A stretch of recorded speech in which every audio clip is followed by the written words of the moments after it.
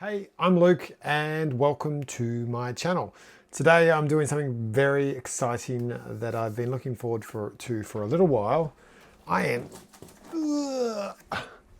unboxing this box.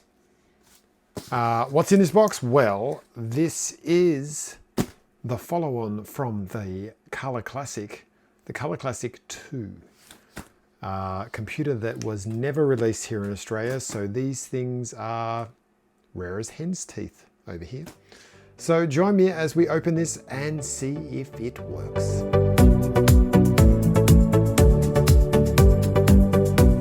Okay, so before we open this, this is, as I said in the opening, a Macintosh Colour Classic 2.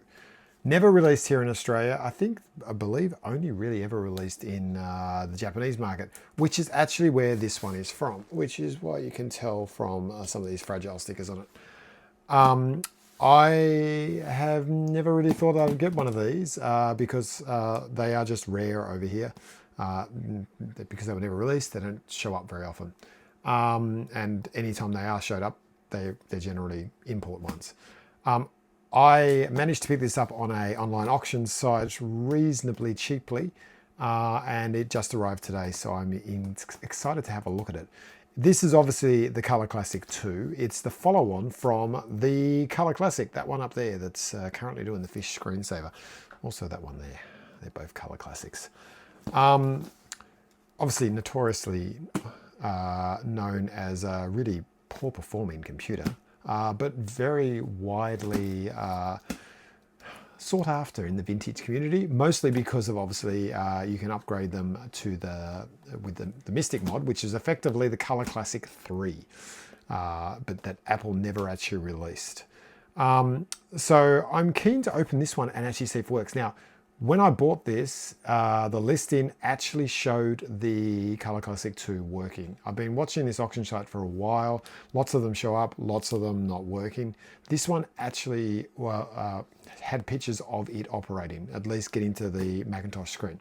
So what we will do now is open this up and actually power it up and see if it works. Also in here, there should be a QuickTake camera as well. On the same auction site, I managed to get one of those. I think a QuickTake 150. So I am keen to see if that is here. So they should both be in this box. So let's open it up. All right, let's get started on this. Oops.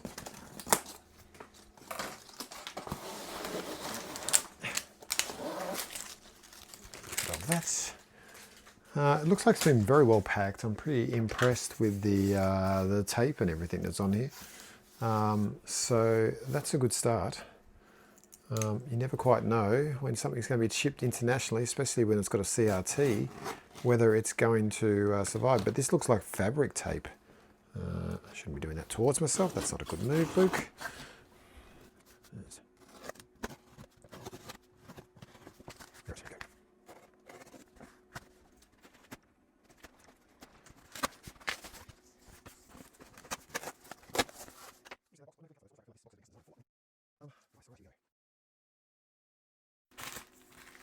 Oh, look at these.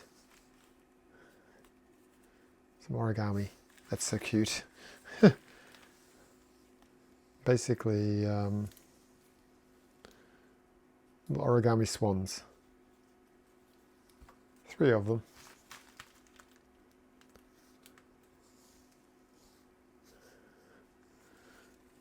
Sit them down here.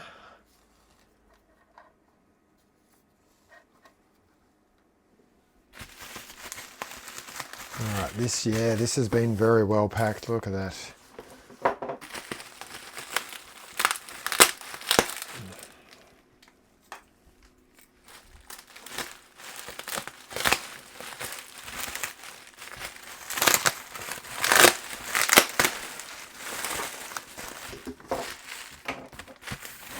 And it's been double boxed by the looks of it. All right, I think this is the camera that we've got down here. Oops. And I think it may have been double boxed as well. No, it's just bubble wrapped. That is definitely our camera.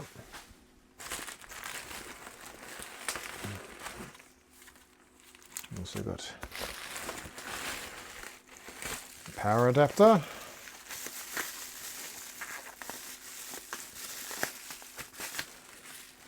US power adapter.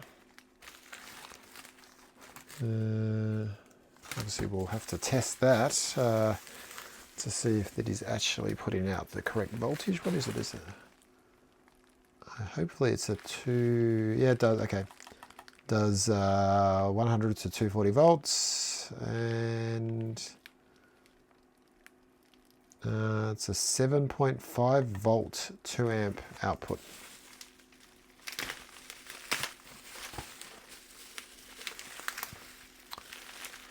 So I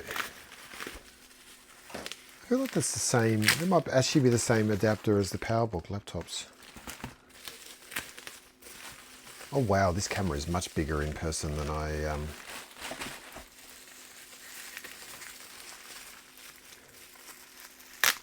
imagined them to be. I think I've seen one of these, but I've never really played with one. These were released in Australia. Yep, there we go. QuickTake 150. It's massive. It's in good nick. Very impressed by that. Now I believe, at least based on the pictures, there is no battery leakage, which is often something you can find with these. Yeah, looking inside there, it doesn't look like we've got any battery leakage at all. So maybe a little tiny bit of corrosion down there, but it's been pretty well cleaned up if it is.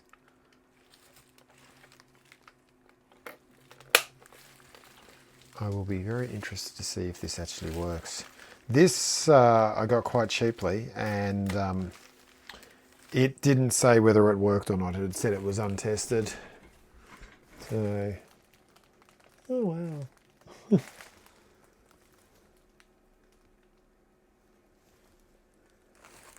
I mean, a nice and clear view through here. All right. So that looks good. Let's put him out of the way for a second. Pop him down there. It's so much bigger than I imagined that it would be. Load that pack in. What is this? I don't know what this is. I am, again, very, very impressed with the packing quality of this.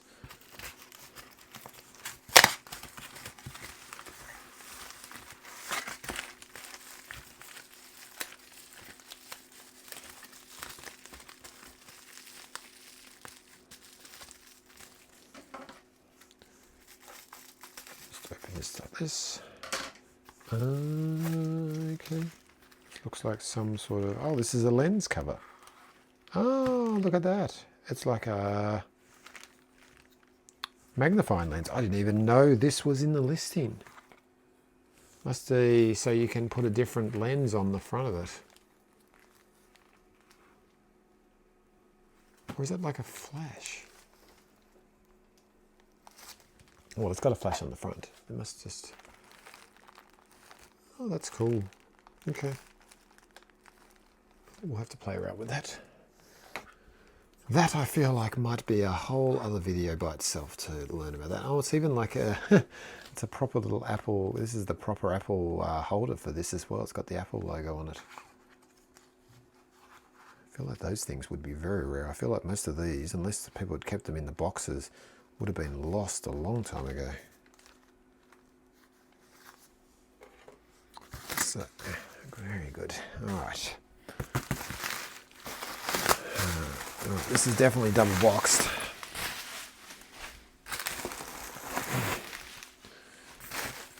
Which, if you ship in CRTs, is what you want.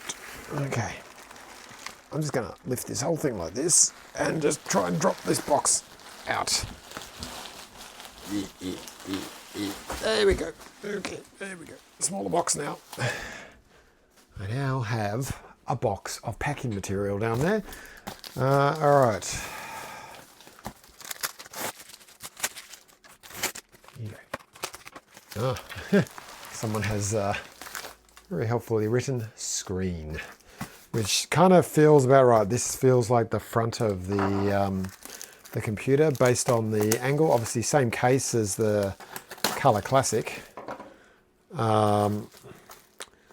In fact, really the only thing that should be different about this computer than the Color Classic 1 is that it should say Color Classic 2 on it, and it's got a different logic board in it.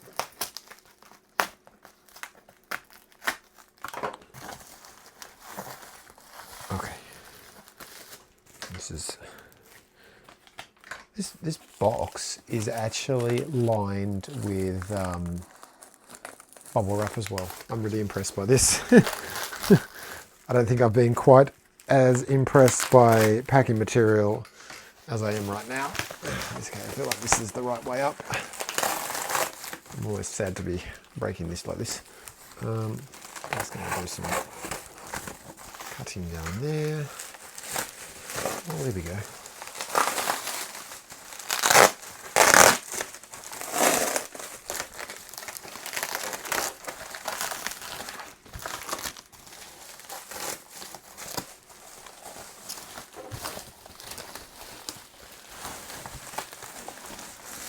Now from memory, I believe this was pretty yellow.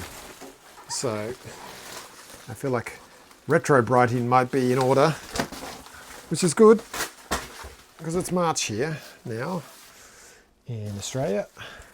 That is some impressive packing material box. Let's look at that. I'm impressed by that. It's like packing material, cardboard packing, bubble wrap. Yeah, so it's March here now, so technically no longer summer, but, and definitely you can tell that it's March because the days are starting to get a bit shorter. But it's still reasonably sunny. So I feel like there's some good time for some retro brighting, at least for the next couple of months, till we get to about May, and then it will be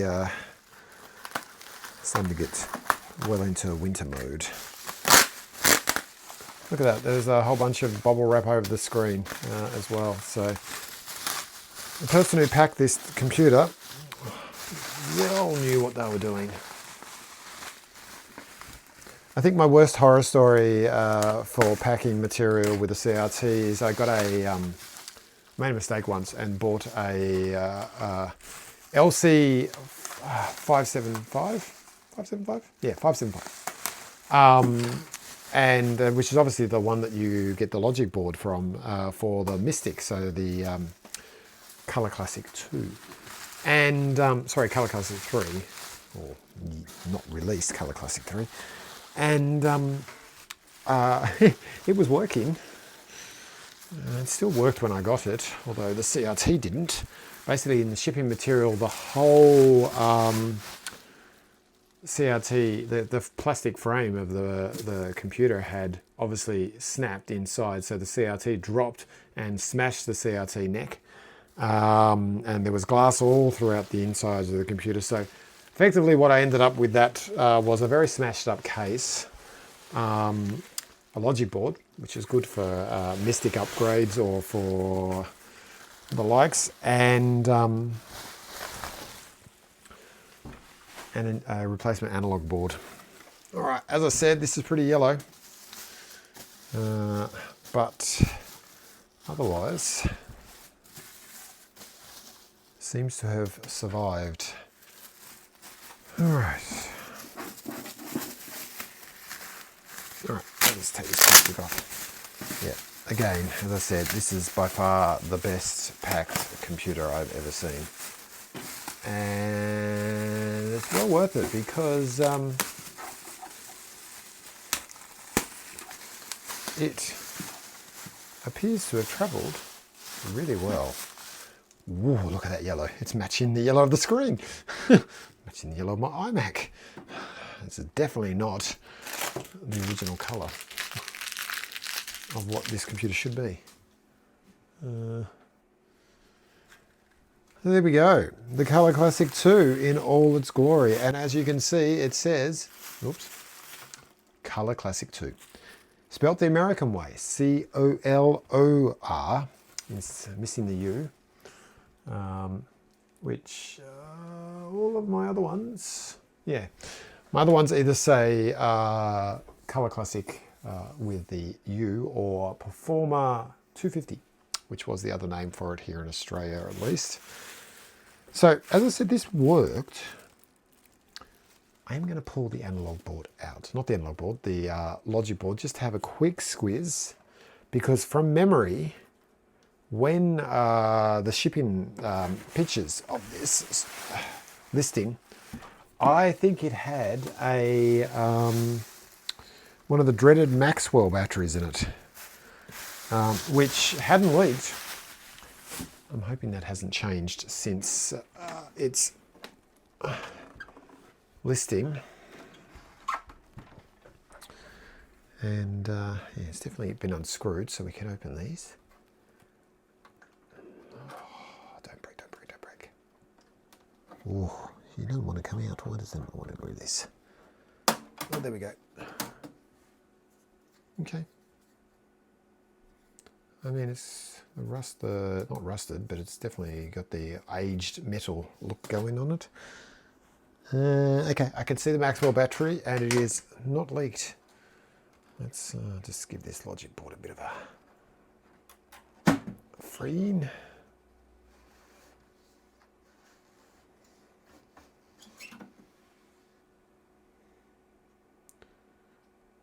There we have it. One Color Classic 2 logic board. Video memory. Is that video memory? No, actually that might be actual memory. I can't remember if that's the VRAM slot or the that's the memory slot. I will work out in a second, but it's definitely got a Maxell battery in it,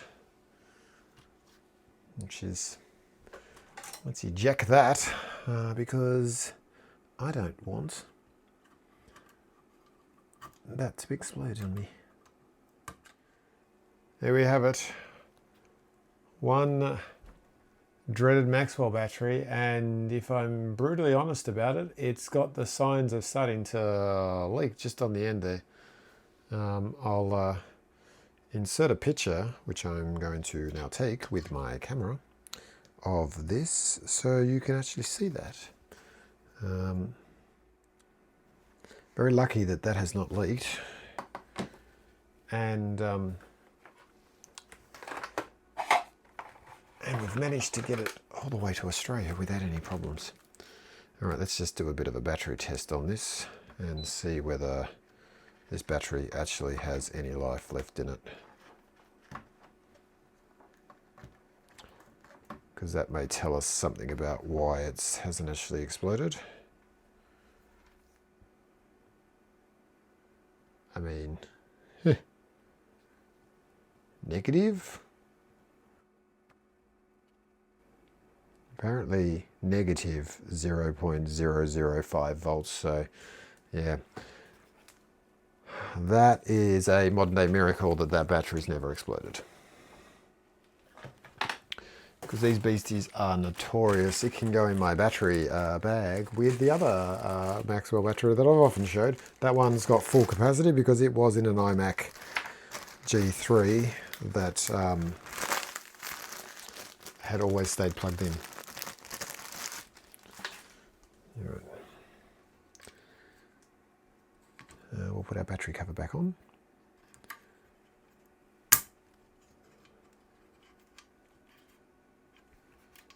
And let's insert this back in here. Obviously it's got 1, 2, 3, 4, 5, 6, 7, 8. 8 capacitors? 1, 2, 3, 4, 5, 6, 7, 8, 9 capacitors, sorry. Don't look that dissimilar than the Color Classic capacitors, but I'll need to have a look at Bruce's website, Recap a Mac, and see whether he's got one of these boards on there, or just work it out myself.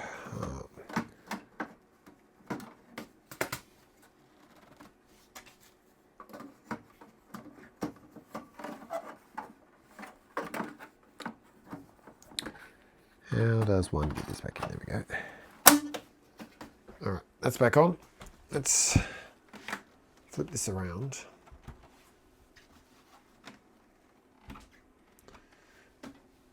Now that we've de-threated at least the threat of battery explosion from this computer's future, let's just see whether it actually survived the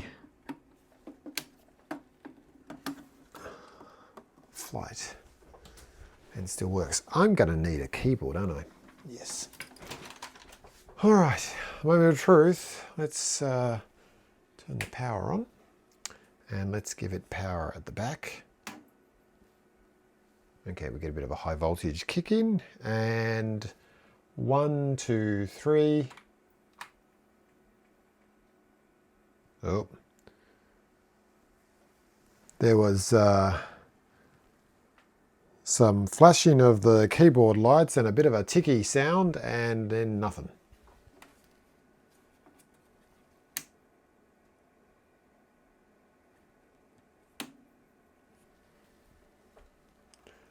One, two, three.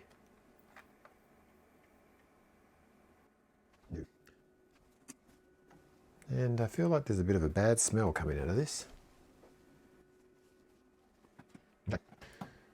That feels like a power problem. That's unfortunate.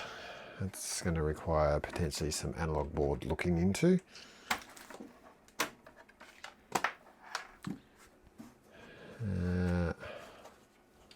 I might just very quickly get one of my other Color Classics and see whether the logic board works in that.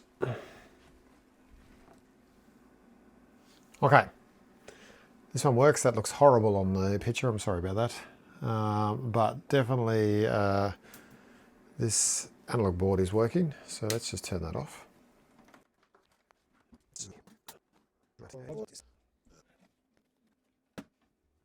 So here's our difference. That's our Color Classic 2 board, and that's a normal Color Classic. So quite a little bit different there. You can kind of see it's a later revision, and it's got a Mathco processor. I actually don't know whether that's an original Mathco processor on this one.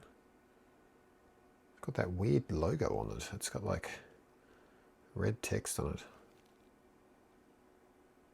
So maybe that was after market, someone's upgraded this. Okay.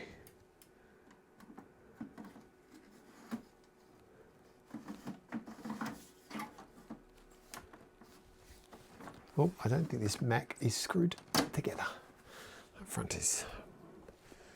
I think this is an example of a Color Classic that I've retro-brighted. So you can see the difference now that we've got them here at the same time. Original colour? Been in the, I don't know, out in the world. I reckon we can get that to look like that. That'll be a nice challenge to do. So look forward to a video on that at some point. Let's try this again. 1, 2, 3, boot. Okay, we're powering up. We got no chime.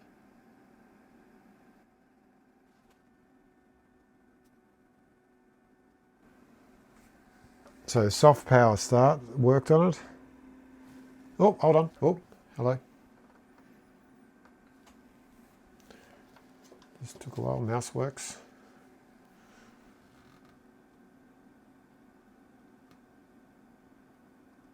Flashing question mark. That's a good sign. The no chime thing, I assume, probably is needs recapping. I wonder if I have an image on this hard drive that it will boot. Let's just try plugging in a Blue SCSI. Okay, so now I've just turned off the Color Classic that I had going behind me, and I've taken its Blue SCSI SD card out of that and put it in this one. While I was doing that also, I did some reading and using the Mac Tracker app. If you haven't found that or used it on the Mac before, do it, because it's really handy for looking up the specs of these old machines.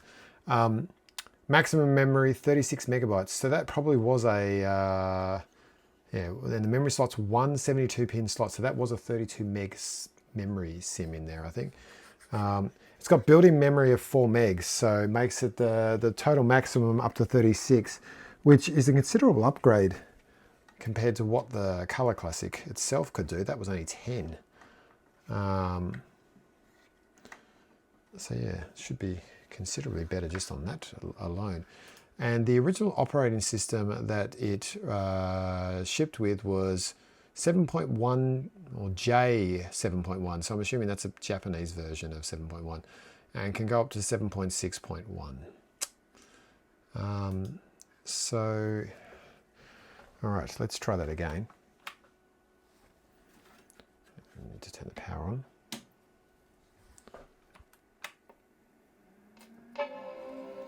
Okay, we're very happily chiming now, at least.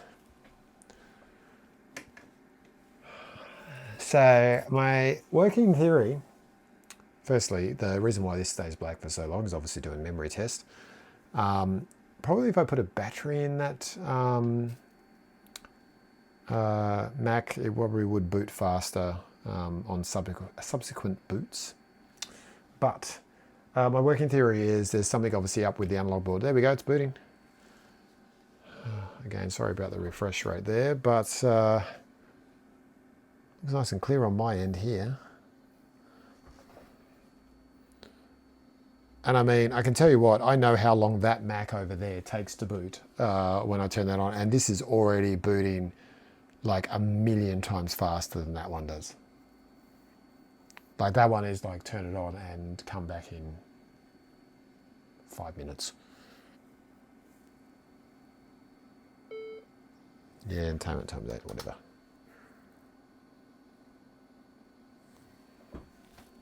Let's have a look about this Macintosh. Okay, so it says it's a Macintosh and it says total memory 36 megabytes. So yeah, that's really good. This is actually, this image that I'm running on here is 7.5.3. Obviously, the original case, I didn't hear a hard drive. Actually, to be honest, it never powered up, so you would never hear a hard drive anyway. I don't know whether it's still got the original hard drive in it. That is going to need to be open it up and have a look-see inside. But yeah, that's working. And obviously, I think I do want to recap that board and also give it a clean because it was pretty dirty and musty smelling. Just closely inspect around the battery terminals and stuff, because obviously, while I like that battery does have a small sign of potential corrosion on the end there, so I think we were very lucky. But obviously, just a close inspection of that will be very worthwhile. Okay, I'm really happy with this. The fact that we've actually got a board that works, that's brilliant. It just feels so much slappier than the Color Classic original. I might do some benchmarks on this actually as well, so that is something to watch out for. That will be in the next video, I reckon. This is the Color Classic case with the Color Classic 2 board in it. And obviously, as I said before, this beastie definitely smells funny. There was obviously a weird wafty smell that came out of this, and it looks pretty dusty inside it as well when I look inside. I think before I go too much more on this, I'm going to actually want to open it up and have a look and just also make sure everything is seated properly. Obviously, this has been through a lot of shipping, so pulling out the analog board, giving it a close inspection, and making sure that everything is seated properly is probably my first port of call with this. I have a LC520 board that was from a battery bombed LC520, funnily enough. And oh, someone's had a sticker on here at some point. I use that one to test systems and analog boards and stuff, because it's really badly damaged and it won't boot. But amazingly, the power circuit works on it. So that is often something I use to test these. I don't want to put a actual logic board in there and risk damaging it if I'm not sure about the state of the analog board. Can't say I enjoy recapping the analog boards of these. They're not the most fun things to do, but it will be a challenge. This one was manufactured in December 1993. That one there was manufactured in September 1993. So the Color Classic, this one, was manufactured from February 93 to May 1994. So yeah, towards the end of the first year. And then this, the Color Classic 2, was manufactured from October until May 1994. So both of them were made and obviously ran until 1994. So obviously in the Japanese market, they decided the Color Classic itself was just not powerful enough, so they released this one. And as I said, this one was manufactured in December. So, all right, I think that will do for the moment. So I think this has been reasonably successful. Like the fact that it survived the trip over here. It doesn't power up, but that's probably fixable. As I said, also, I'm really happy with this QuickTake 150 that I've got as well. So that will also definitely be a bit of a future video to actually test that out and see how it works. I'm very happy to finally have one of these in my possession and in really good nick. So, okay. That's all for today's video. Thank you very much for watching. Hopefully you've enjoyed this. Leave me comments. Let me know if you've ever used the Color Classic 2 yourself or seen one. I'd be keen to know. If you have any theories about that analog board power issue, where basically it kind of like flashes the keyboard likes and you heard a bit of a sort of noise. If you have any theories on what that might be, let me know in the comments. Otherwise, that's all for today. Hope you enjoyed, and I will see you next time. See you later. Bye.